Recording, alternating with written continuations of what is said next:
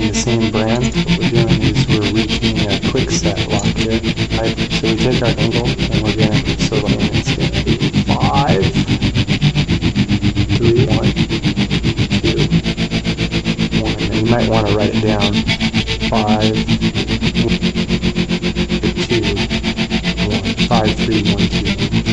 So lift it in, rotate it.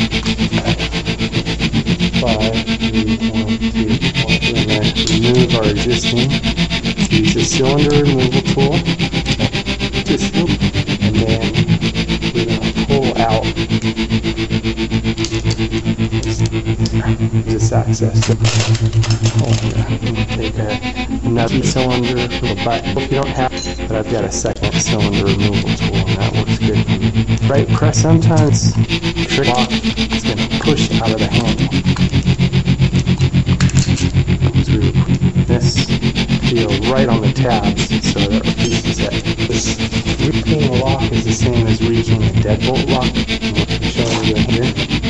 So then we take our cylinder removal tool wheel. We're going to push this latches the cylinder in place. So we're going to remove that. Then we're going to, this is called a follower, and we're going to use it to follow the fitters back out in here. So we can just rekey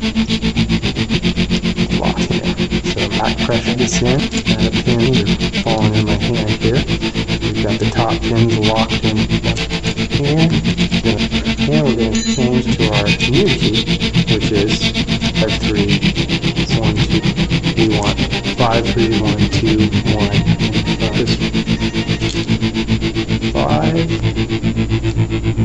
3, 1, 2. Now, all the pins are lined up perfectly here. The way I got these numbers was on here, and it's a color code I run out.